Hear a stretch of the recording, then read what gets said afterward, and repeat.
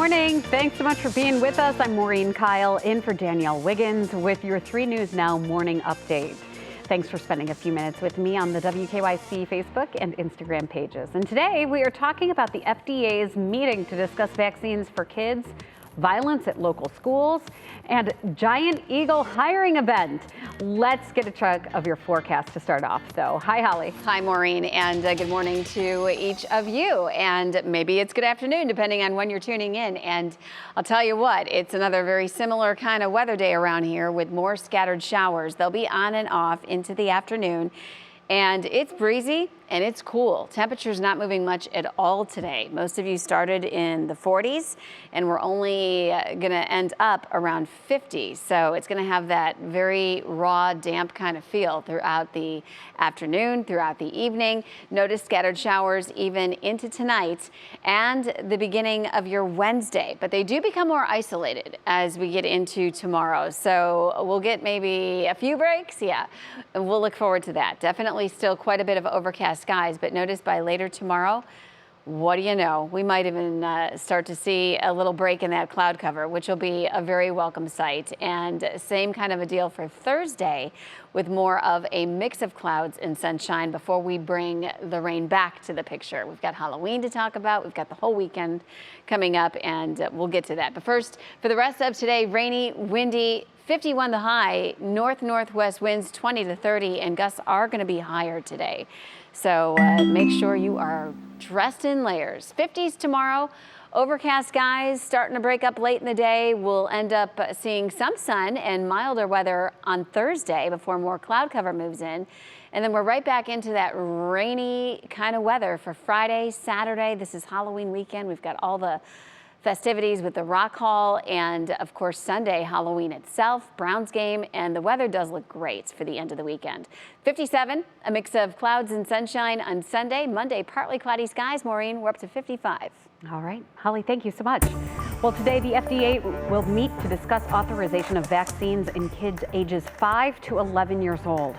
Pfizer says its 2-dose pediatric shot, which is 1/3 the adult dosage, is more than 90% effective, while Moderna just announced its vaccine for children is also effective. So, what are doctors saying about this? Based on the data, I feel very comfortable recommending these vaccines for young children. I've recommended it for my own grandchildren. When my daughters call me and say to me, what should we do? I say, the minute the vaccine is available, get your kids the vaccine.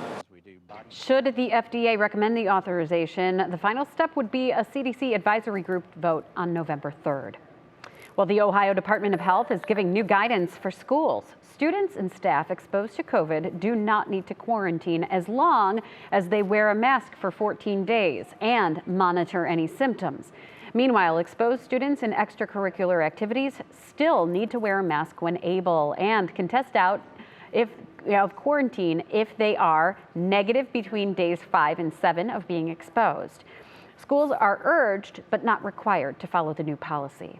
And if you want your questions answered about these changes, we can help. Join us next week as Monica Robbins, Sarah Shookman, and Jimmy Donovan host a panel with the top medical professionals who specialize in children's health on Front Row at 7 o'clock.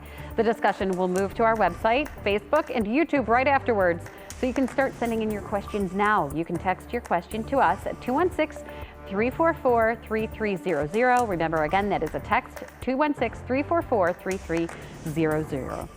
And new this morning, Bedford High School announces it's going back to remote learning, not because of COVID, but because of fights and threats of violence. Students will continue online learning through Wednesday. The school would not explain the nature of what's happened, but says several students face discipline. District leaders say they'll also be looking over the high school's safety protocols. Well, it's unfortunately a similar situation at Akron's Kenmore Garfield Heights High School. Check out this exclusive video sent to 3 News from a recent fight in the auditorium. The school says this and unrelated discovery of a loaded pistol in a backpack last Tuesday has parents on edge. A student that had a handgun in a book bag. A teacher was able to overhear some comments and then relayed it to the principal and the officer at the building. I think everybody's a little shook up over it. Akron Public Schools is reminding students the behavior won't be tolerated and there will be consequences for their actions. Well, moving to news in Akron, today Stanley Ford will learn his fate. Last month, Ford was found guilty of setting a pair of house fires in 2016 and 2017. The first people killed were 2 people, and in the second fire, killing 7 members of a different family. Earlier this month, the jury recommended a sentence of life in prison without parole. In consumer news, need a job? Giant Eagle is hosting a hiring event today at all of its locations. It's looking to fill more than 1,000 full and part-time positions in its stores, dining areas, and pharmacies.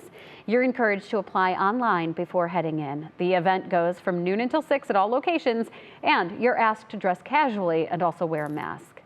And speaking of jobs, look who is the newest employee at the Cleveland RTA police force. The force is getting a new canine this morning. This is Nico. We're told he is going to be a very hard worker. He's going to be sworn in at 10 o'clock this morning at police headquarters. And we want to know, what is your favorite candy to munch on for Halloween holiday? Does it stack up with the list of the most popular candy for the year? Take a look. Here are the top favorites. According to Retail Me Not, the top few are chocolates, M&Ms, and Hershey bars. That is followed by Reese's, Twix, and Kit Kat. Skittles, Snickers, and candy corn round out the list. So you'll have to watch Mike Polk Jr.'s take on that list coming up on WKYC.com. For now, thank you for taking the time to join me for this 3 News Now morning update. Our digital team will continue to bring you the stories making headlines around Northeast Ohio and the world. Make sure you continue to check out our social media pages and WKYC.com throughout the day. I'm Maureen Kyle. I'll see you tomorrow morning on Go starting at 4:30. Have a great day.